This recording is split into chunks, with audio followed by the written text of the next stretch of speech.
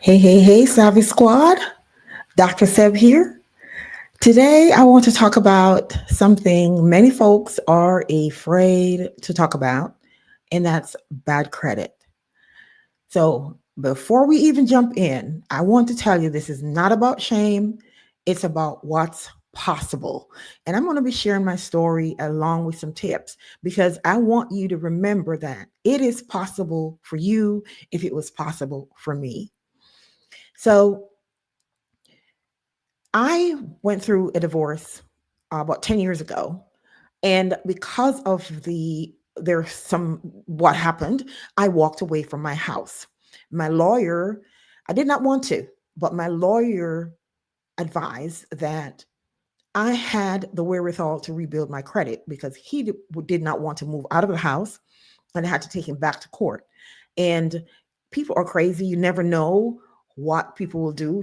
I kept telling her he's a nice guy. He's not going to do anything. She said, "You don't know. You never know." So I moved and rented a house for me and my daughter, and stopped paying the mortgage, and went back to court and was able to get him out. But by then, my credit was shot. It was in the 500s. So again, this is not about shame. This is what is possible. So, as you're listening to this, I want you to drop any questions that you have in the chat and share where you are in your credit journey if you're comfortable doing so.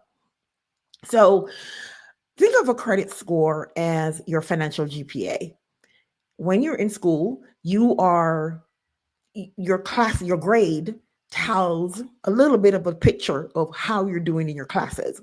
And your credit score is similar in your finances. Now, the way credit scores are used, I am not in agreement with a lot of it, but I'm just telling you what is. Okay. But it is, think of it as your financial GPA. It's telling what you've done in the past and how that represents where you are right now. So let's talk a little bit about FICO score and what that is. Oh, before I even do that, let me show you a picture of my latest credit score where I'm at now 848. Now, unfortunately, when I was rebuilding, I did not think about making a note of or a picture of my scores when they were in the 500s. But I have since started to track where, when it got into the 600s, I started tracking it. And I did not take a screenshot from my apps, but I just tracked it in the spreadsheet. But I wanted to show you this because, again, walking away from my house, my score dropped in the 500s. And I was able to rebuild to the 800s, 2 points away from a perfect score. So I want to give you some encouragement and let you know it is possible for you. So let's talk about FICO scores. FICO scores are it is managed by Fair Isaac's company, which is why it's called FICO. And this is the breakdown. 35% of it is on-time payment, 30% is utilization, 15% length of credit history, 10% credit mix, 10% credit inquiries. On-time payment simply mean are you late or are you paying your bills on time? So a big chunk of your score comes from paying your bills on time. Utilization, which is the quickest way to grow your score, is how much of the credit that was extended to you are you using. So 30% of your score is coming from how well you are using your credit. So think about it, 65% of your score is from these two categories. So if you can control these two categories, then you are pretty much guaranteed a good credit score. Now, I want to show you the VantageScore breakdown. And we're going to talk a little bit about timing and why scores are different in a little bit. But I want to just show you a breakdown of the scores. And then we'll talk about why the scores you're seeing may be different. So VantageScore, this is the breakdown. 40% is payment history. 21% is type of credit. 20% is utilization. If you remember that FICO was 30% utilization, 20% utilization for VantageScore. 11% is total balances, 5% new accounts, 3% amount of debt. Now let's put those in context. When you're looking at your score, you have to make sure you're comparing apples to apples, because as you saw from the screenshots, your FICO score is made up of 5 components. Your Vantage score is 6 components. So when you see your Vantage score or your FICO, and we're going to talk a little bit about what those look like, when you see those, you have to be sure that you're comparing apples to apples, because if you are saying your FICO score, you're saying, oh, my score is wrong. It's not necessarily wrong. It's just you're looking at a score that's different from what your lender may be looking at, or a score that's different from a different bureau. So while we're here, let's just talk about why your score might be different. Your score could be different because of the model. You could be looking at FICO versus Vantage. And remember, I'm going to put it back up real quick. FICO is 5 components, right? And these are the 5 components with the percentage. Vantage score is 6 component, and this is the breakdown. And again, utilization is different from each of them. On-time payment is 40% for Vantage, but it is 35% for FICO. So those are some of the reasons why your scores could be different. So looking at the models, looking at the bureaus, let's say you have a card with Lowe's, and they only report to maybe TransUnion and Equifax, but they don't report to Experian. That could cause a difference in your score. And then there's timing. Maybe Equifax only got your data from Lowe's in January. That's when they got your data. But they did not get your data from TransUnion, did not get your data until March. So those are some of the reasons. It could be different scoring models, different bureaus, and then again, there's the timeline. When is the data updated? So those are some of the things that could cause differences in your score, which is why it is very important that you ask your lender, which model are you using? And if they'll tell you that, then you'll be able to see if you're tracking your scores, how you can improve, which one you may want to improve. So when you pull, for example, Credit Karma, which is Vantage score, you may see 680, but your lender is seeing 640. Another reason for that could be you're looking at Vantage 3, but they're looking at a different model of the Vantage score. So not only are the scoring models, meaning, okay, you're looking at FICO versus Vantage, they're different scoring models within each of those categories. So for example, when I was buying my house, my score was FICO 2 is what they used. The most common right now, which is what I showed you with my score, is FICO 8. So when you're looking, that screenshot that I just showed you, FICO 8, my score of 848, that's a FICO 8 scoring model. That doesn't mean that that's what my lender will use if I buy a car. It doesn't mean that's what, if I wanted to buy a new house, that doesn't mean that's what my lender will use. There is a way to pull all of your FICO score if you go to myfico.com. Now, I tell my clients, don't waste your money to do that, because as long as you have a good baseline track of your FICO scores and your Vantage scores, and you know whether your lender is going to use FICO or Vantage, you can track for free. Just have a baseline. You just want to make sure you're tracking your score, and then you're looking at your credit report.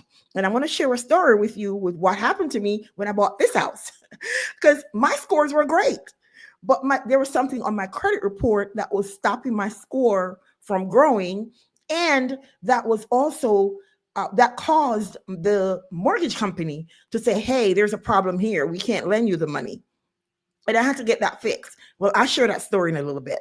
So again, why your score is different, we talk about the scoring models, and then within the scoring model, that it could be FICO 8, could be FICO 2, in the bureaus, and then the update of the timeline update. So then let's talk about how late payments will impact your score. We talked about 35% is from FICO. After 30 days, you're going to get a ding on your credit report on your credit for being late. After about 60, 90, 120 days, the ding is going to have a bigger impact. So even if it's a $50 bill, it doesn't matter if it's a $50 bill or a $5,000 bill. If you are late and they report it, it's going to have the same impact on your score. It's going to impact you negatively because for FICO, 35% of your score is on-time payment. For Vantage, 40% of your score is on-time payment. So again, it doesn't matter the amount. The fact of the matter is you are late. And the algorithm sees that. It doesn't care whether it's $1 million or $2. It sees that it's reported that you're late. So if you can control that, those two main things, the on-time payment and utilization, those are 65% of your score for your FICO score. So if you can control those will help you to grow your score. Now, for utilization, the conventional wisdom is you want to keep your score under 30%. Once I was able to pay off all my bills, because again, I'm sharing my story, right? Once I was able to pay off my bills and walked away and got settled after the divorce, I decided that my balances are going to be zero. And so I don't charge anything on my cards that I can't pay off that month. There are times when I miss the payoff window, so the reporting window, because the debtors report to the credit bureau at a certain time per month. And that cutoff is when the statement is generated. So I try to pay before the statement is generated and that data is sent to the credit bureau. So let's say TransUnion reports for my credit card company cuts off on the 7th of each month. I try to pay before the 7th. So when they report to TransUnion or Equifax or whoever, they're reporting zero.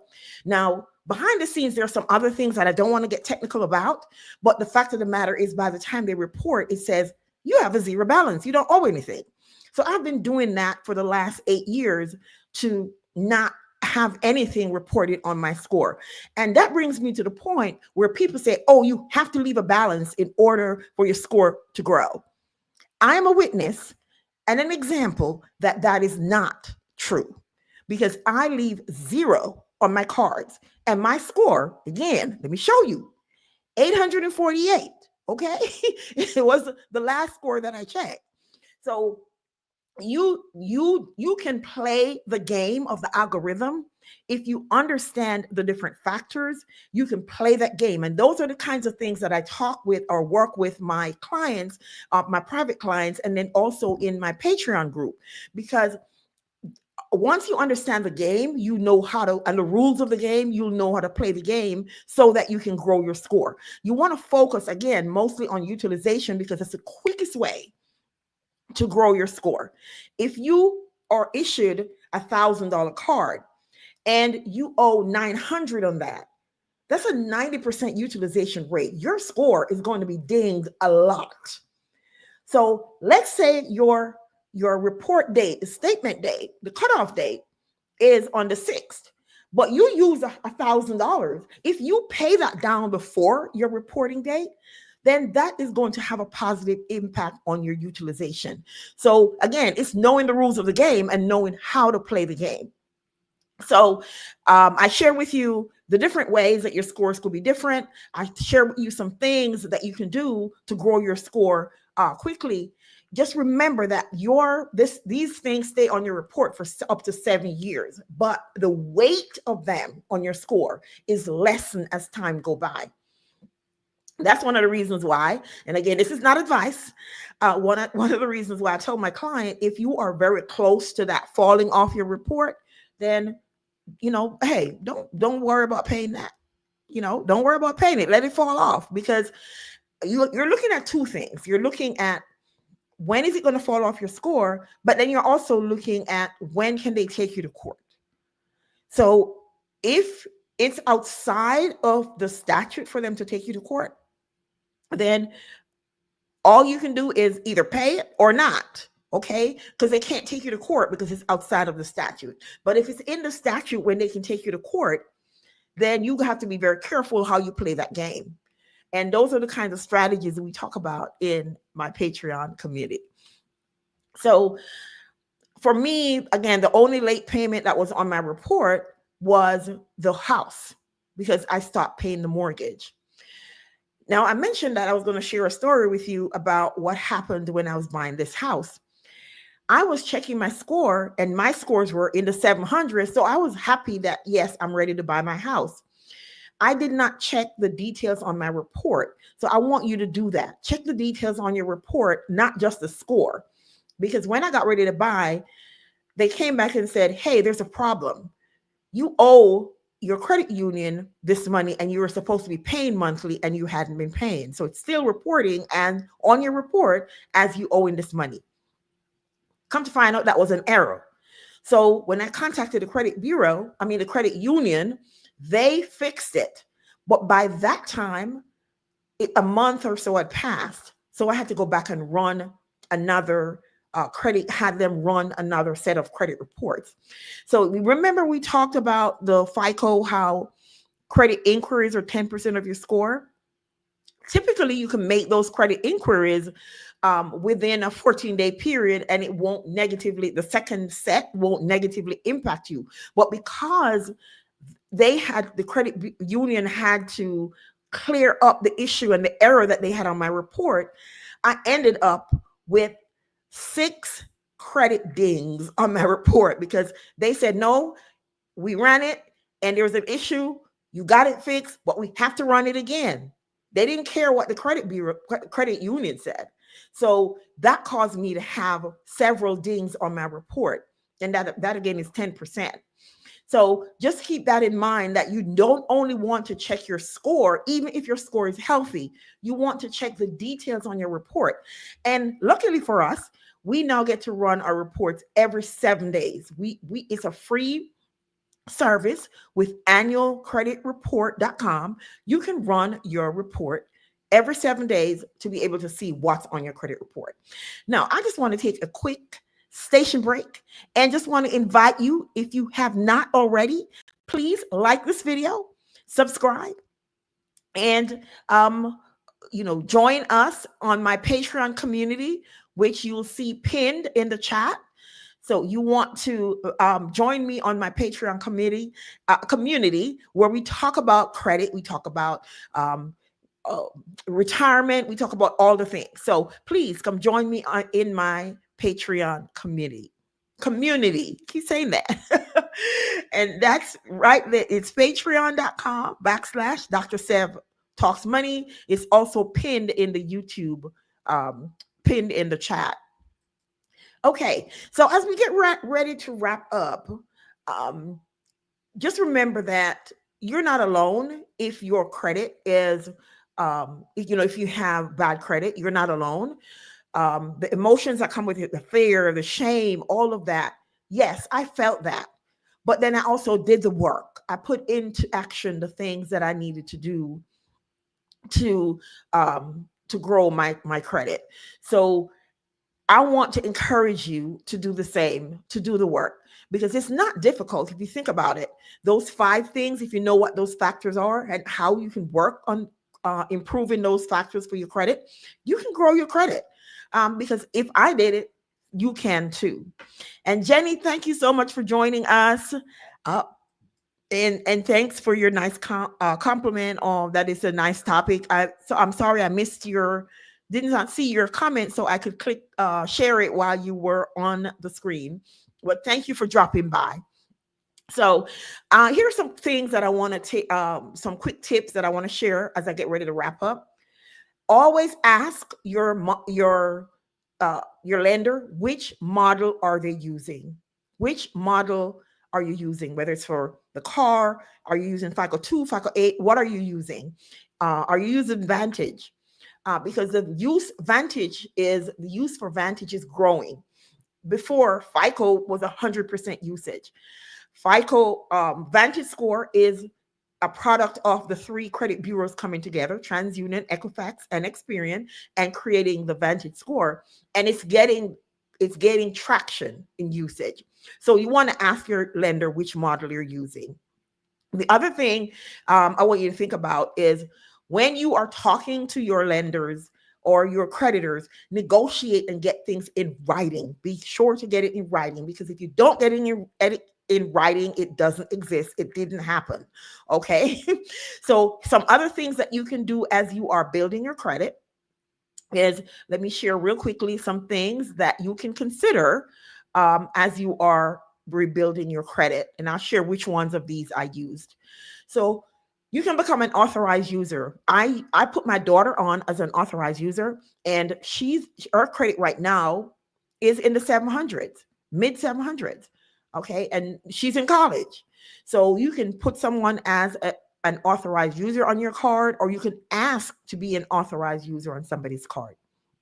You can get credit for monthly bills. I'm not a big proponent of this one because, if your lender doesn't use the company that does this, or the credit bureau that does this, you've just paid for something that is useless.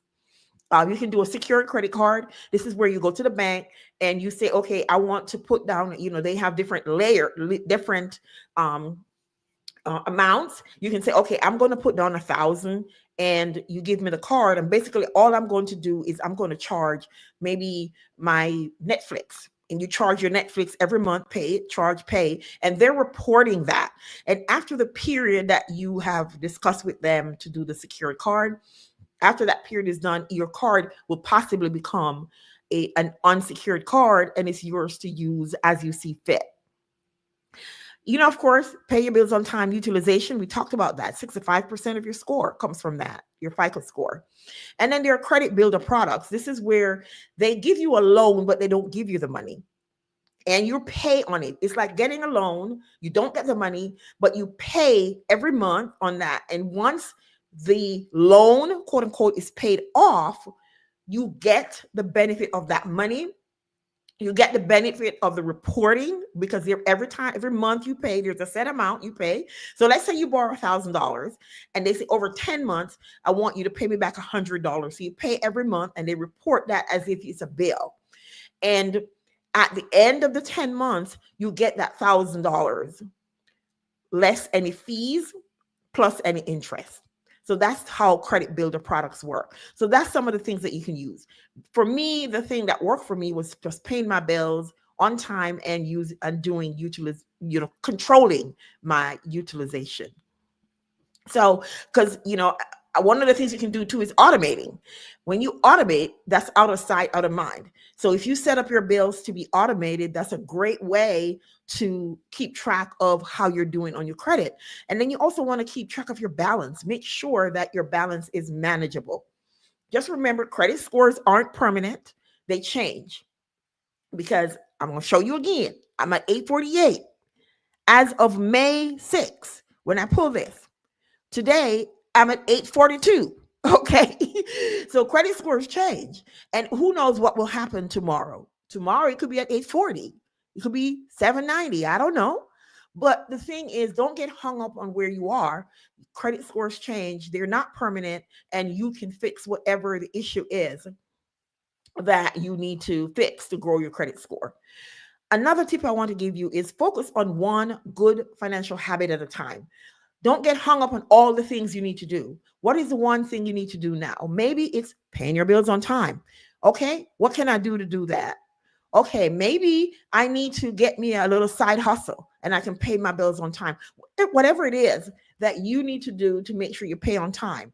Maybe the thing that you want to focus on is bringing down your utilization. How can I do that? Pay down those credit cards so that you are below the threshold of 30%, which I like to tell my clients 10%. However you do it, just focus on one thing at a time and work on that thing. Reminder again, know what kind of score you're looking at. Collections doesn't mean it's over. It's just a way to strategize, relook at what you need to do, and work the plan. And small habits stack up to major results. Just remember that. Small habits stack up to major results. So for those of you who've watched this far, I hope you saw the pinned post in the chat where where I invite you to join me on Patreon, where we discuss things like these, and you can talk about what you're experiencing, and then um, we will give you some strategies that you can use to rebuild your credit. Again, your credit is a snapshot. It's not your identity.